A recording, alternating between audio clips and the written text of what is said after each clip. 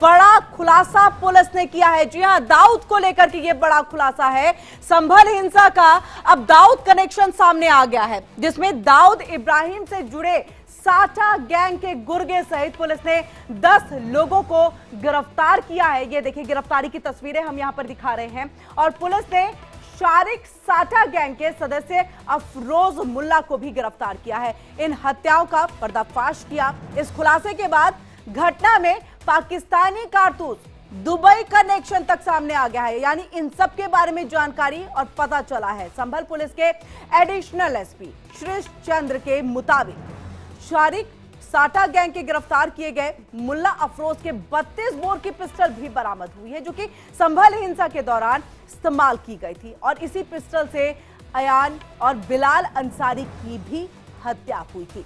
Police के मुताबिक 24 नवंबर को अफरोज मुल्ला अपने साथियों के साथ भीड़ में मौजूद था और इस दौरान उसने पुलिस को निशाना बना करके गोलियां चलाई थी।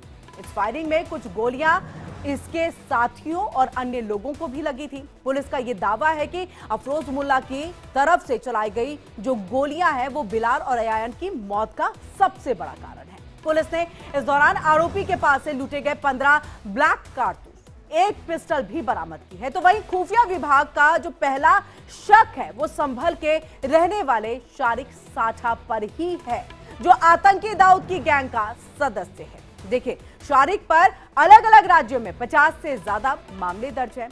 वो कुछ साल पहले दुबई भाग गया था। पुलिस को शक है कि 24 नवंबर को हुई हिंसा में शारिक ने फंडिंग करने के साथ हथियार भेजे, जिसके बाद उनके गुर्गों ने घटना को अंजाम दिया।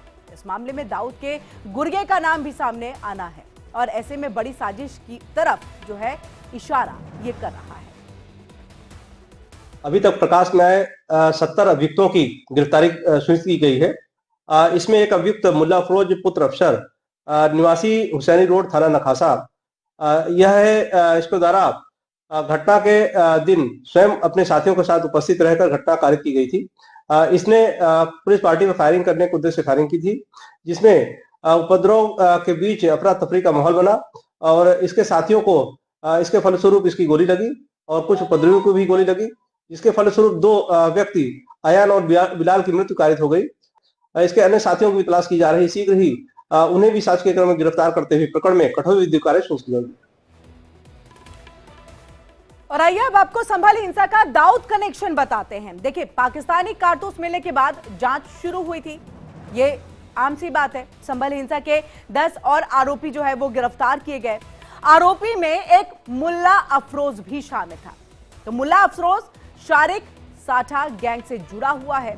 मुल्ला अफरोज दुबई में बैठे शारिक साठा के संपर्क में था और इसलिए इसका कनेक्शन जो है वो अब दाऊद से जुड़ता हुआ दिखाई दे रहा है। तो कौन है शारिक साठा, ये एक बड़ा सवाल है। देखिए, शारिक उत्तर प्रदेश का मोस्ट वांटेड अपराधी है। दाऊद के लिए वो काम करता है, आईएसआई के लिए भी काम करता है। शारिक का ही गुर्गा है मुल्ला अफरोज। अब देखिए, बड़ा सवाल यहां पर कई सारे जो है वो खड़े हो रहे हैं और सब कुछ जो है फिलहाल जांच का जो है वो